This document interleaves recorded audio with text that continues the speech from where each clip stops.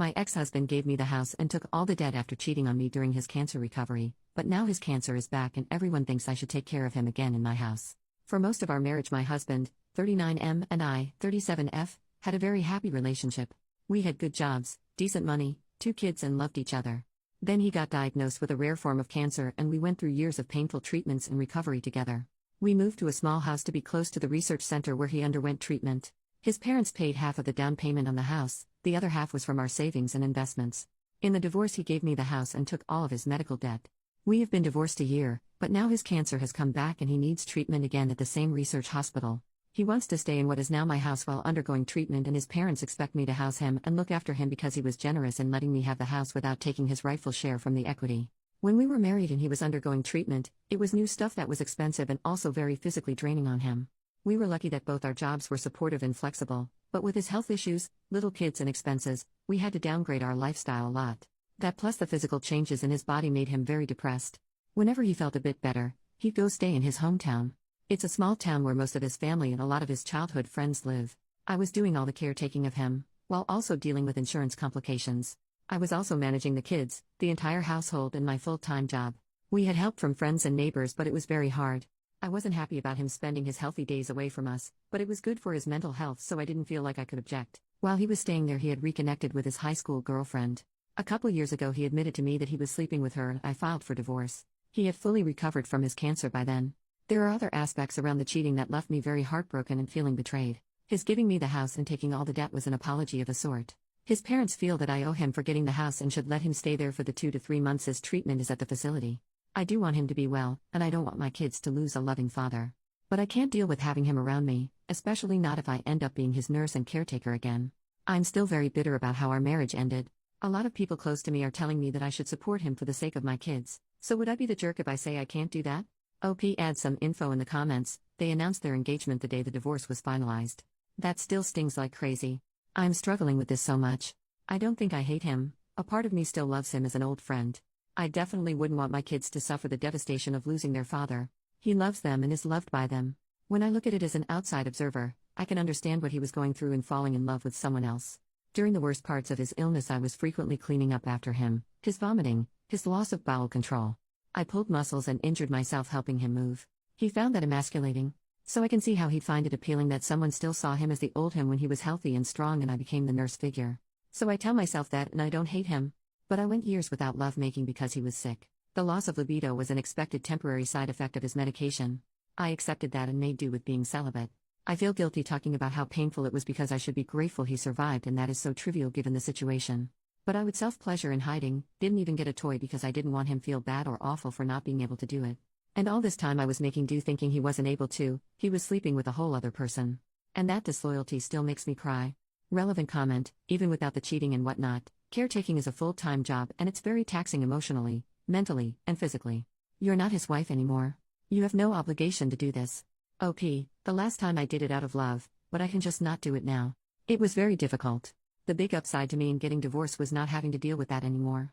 As difficult as it is to take care of a sick person, dealing with the insurance bureaucracy and keeping track of all the medical contacts and treatment details is a pretty big logistical nightmare.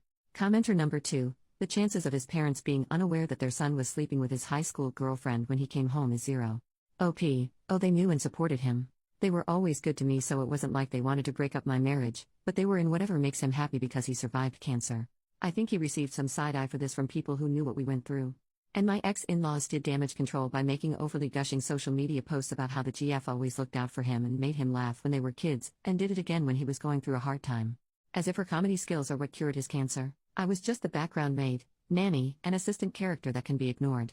Sorry, I am still bitter and I keep regurgitating the same stuff. Update, almost 1 month later, the Sunday after I made my original post, my ex-in-laws picked up the kids for a zoo trip. They sometimes come to pick them up to entertain them and so I thought nothing of it, but a few hours later a very teary and contrite mother-in-law dropped off 2 bawling kids with me. She told them their dad is sick and will die if he doesn't stay with us and go to the hospital. We hadn't had a talk with the kids yet about the diagnosis and she dropped it on them that he is dying from cancer. He is not dying. It's a painful treatment but he'll recover. I was so furious I was raging. I called the ex and tore him a new one. He was shocked too and we together exploded at his mom. She broke down and cried begging me to not take away her grandkids from her, as if I trust her after this. My ex and I together talked to the kids, him on video, and assured them that yes, he is sick but he'll be fine. He just needs to go to the hospital and they'll make him better like the last time he was sick. The kids settled after that, but my oldest has been at me crying and begging to make Dad come live with us. I promised them I'd talk to Dad and figure out what's the best thing to do. I swallowed a lot of bile to talk to him about why he was doing this. We had a pretty long and detailed discussion. The bottom line is that he's broke. He still has a decent job but his credit is ruined. He has a lot of debt and he stupidly got the cheapest insurance that barely covers anything. His fiancée is no help either, she's worse off financially. So he needs a place to stay, he can't afford this otherwise. His parents are funding some of his medical payments and are already stretched. He was financially alright when we broke up, so I have no idea what happened in such a short time. Anyway, my ex and his girlfriend moved into my daughter's room. My daughter happily gave it up to her dad and is sharing her little brother's room. Both kids are over the moon happy to have their dad in their home. My daughter keeps checking on him every few minutes to make sure he's still okay. My ex-mother-in-law traumatized my kid and I'll never forgive that woman for this. I let the girlfriend move in with him because I was too angry to care about who came to look after him as long as it wasn't me. I didn't know how I could bear having her in my home, but it appears to be more misery for her than me, and that strangely makes it more tolerable for me. She is teary-eyed and crying all the time. It's only been 3 days, but I am so annoyed I want to shake her and tell her to pull it together. The current treatment plan is for 3 months. I am counting down the days. I am thankful for the many people who gave me great advice on my last post. I wasn't expecting things to go this way, but they played me by manipulating my kids, which is freaking insane, but it's also my fault for not seeing it coming. I'll slowly pull myself and the kids away and move, but for now I have to deal with this for my kids' sake. Edit to add, I was trying to make this update more than a week ago. So to add to that, X's treatment is coming along nicely. The tumors that grew again are much smaller than before, and the new stuff that they are giving him is more directed too, so he's not having as many bad symptoms as he had last time. I had promised myself I would do nothing to help, and I stayed away from both my ex and his fiancée. But I did end up helping him deal with insurance. His fiancée has the personality of a wet noodle and cries all the time. It was easier for me to do it than deal with her struggling. My ex is polite enough to me, but his personality has changed. He is a different person and not very nice towards his fiancée. I didn't expect to, but I actually feel sorry for her. Second update, 2 more months later, my ex and his fiancée moved out today. His treatments went very well this time around.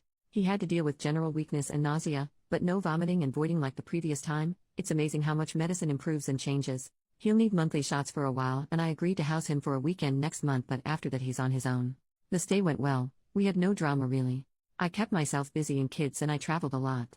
They both managed the rest of the stuff all right and things worked out. My kids are happy and back to their normal stuff. I had a talk with my daughter about how grandma exaggerated things to get her way, and that is not okay, and she understood that, and she has shown no interest in visiting her grandparents, and I am happy about that. The last week of his stay, his fiancée went back to their town to take care of some stuff since he was doing pretty well on his own. He and I had a few long detailed conversations. They were cathartic in some ways and saddening and maddening in others. I think I got some closure. At least I am not feeling the bitterness the way I used to. I may make another post about what he told me, his reasoning and justifications. On another positive note, all that dressing up and going out I've been doing has worked out for me. I met someone. We've been on 2 dates and it's going great so far. This is my first time dating since the divorce, so I am keeping my expectations pretty low, but still it is very exciting and fun. Third update, 11 days later, my conversation with my ex-husband. I tried writing about our conversations, but the process of thinking about it and analyzing it is very depressing. When we had the talk, I felt much better than I do looking back at it now. Then my new date invited me on a trip during the Memorial Day weekend. One of my close neighbor friends encouraged me to go while she watched my kids. I was pretty excited about this vacation, my first adult-only vacation in over a decade. I didn't want my overthinking about my ex to make me depressed during the trip, so I put that on hold. The trip went well and I am pretty optimistic about this new relationship. Sorry to you guys for taking so long with this. But now that I feel happier, I can have a more grounded take on my ex's views. To start with, he was again very apologetic about what he put me through and that I deserved better from him. When he was going through his cancer treatment while we were married, I was extra careful with his feelings and being calm and patient with him. That had become so much of a habit that even when he told me about his affair, I still treated him with kid gloves. I was firm about wanting divorce and refused to consider his insistence on working it out, but I swallowed my anger and didn't go off at him. But this time I got to properly express my hurt and anger at him, and that was very, very cathartic. He took it okay for the most part, but also was stung by it and got defensive. He told me in some detail about how he and his girlfriend got together. She was his high school girlfriend. She came from an abusive background, and in high school he had helped her and did a lot to encourage her to move out of that situation. When he moved away to go to university and she stayed their small town, the long-distance thing dissolved their relationship. He wanted a more big city life, and a few years after college he met me. When he was visiting his parents' home more while recovering, he reconnected with her. At that time she was struggling to leave an abusive relationship. It again was like their high school days where she was in trouble and he was a knight in shining armor. I suppose that can be very attractive to someone who's been facing weakness and their own mortality. When he was home, I was waiting on him hand and foot. I didn't even know that he could have enough energy to do all the legwork for this other woman and was spending quite a bit to help her. That's where his currently being broke comes from. She was in financial trouble, and he solved all her problems. He is quite proud of how much he helped her and doesn't agree with me that he took something away from me in making me work for him while he put his energy away from our family. I don't want to say that I don't support helping someone escape abuse, but I can't help feeling exploited. His response was that he did a favor by spending time in his town because that lessened the burdens on me. It is true that when he went away, life got easier by a lot. I had more time, I could focus more on kids, we could cook anything, eat anything. But if he had that kind of energy, then he could have helped me, you know? But he says that I was always stressed out and upset, my attitude was a drain on him. I resent that because I remember how careful I was around him, how much I made myself pliable to be his nurse. He brought up examples of how once I was so upset I went to the balcony to scream. The time I snapped at the kids and then cried about it. He had stories of how I was pushy and difficult. He wasn't making it up. I have my faults, but I did work hard and tried my best. I didn't realize that my help and support wasn't good enough for him. I didn't make him feel good. I just did the shit work. I think he resents me because he feels he owes me. He likes his girlfriend because she owes him and is dependent on him. Fourth update, 3 months later, I told my ex about my boyfriend and he turned ugly. I introduced my boyfriend to my kids this past weekend. We've been spending so much time together and talking almost every day, and I finally felt ready to bring him into their lives. I gave my ex a heads up that I am dating and will be introducing the guy to our kids. He went very quiet on the phone, then asked details about who he is, etc., and I gave those to him. He tried to dissuade me from letting kids meet my boyfriend, says it's too soon and it's not healthy for the kids and whatnot. As if I got the choice to make such a call when he got his girlfriend into my kid's life. Anyway, I finished the call annoyed. Last night he calls me back to discuss my boyfriend. Apparently he looked into him. Which is fine by me, there's not much for him to criticize there. So he asks me if I am with my boyfriend for money. To say I was furious is an understatement. My boyfriend is in a lucrative career and he may be a couple tax brackets above me, I don't know for sure, haven't talked finances with him as this is all still so new. But I do pretty well myself and I've supported myself and my kids and even my lousy ex, and this is what he asks me. I retorted that no, I am not with him for his money, I'm with him because my ex-husband dumped me after exploiting me. He got upset at that and says that I have a barbed tongue and people think I am so nice but don't see how verbally abusive I can be. So that's nice. All I've done for him, he has no problem being cruel to me again and again. Fifth update, 5.5 months later, I received a few messages asking for updates, but things have been calm so there are no updates. My current relationship is going well. We are working on building our blended family. My 2 kids and his son get along really well, they are tight together. We have been thinking of buying a house together and selling mine. I am both excited and nervous about doing that. My ex didn't act up after that last argument. He's been more aloof than before, but that's preferable, so I don't care. Things are well on his side too as far as I know. Sixth update, 6 months later, my boyfriend and I bought a new place together. I've sold the house and I am rather relieved to leave that place. I liked having a home, but there were too many bad memories there and the emotional baggage of my ex-in-laws thinking they still have a claim on the place. I will miss my old neighborhood though, I had a lot of supportive friends there. My kids love the new place, it's bigger, with a bigger yard and nicer schools. As we were clearing out the house, I told my ex to pick up a few of his things still left behind. He had a few boxes of pictures and kids' artwork and some small things, and I left them in the garage for him to come pick them up. He came to get them and ended up full on crying over the memories. We didn't talk or interact in any way. I just gave him water and left him alone to calm down. But honestly, I felt such visceral rage at his crying. I thought I was over this and past his past and I am happy with my life now, but at that moment I felt so much anger and it upset me that I am still not fully past what he had done. His relationship with his fiancée has ended and I do feel a bit bad about that. They were supposed to be married in July and that didn't happen. Then I heard from some mutual friends that she has moved back with her abusive ex. They have kids together and there was a lot of pressure from her family to reconcile. And yes, her family is abusive too. My ex had helped her against them when they were first dating and they'd always held that against him.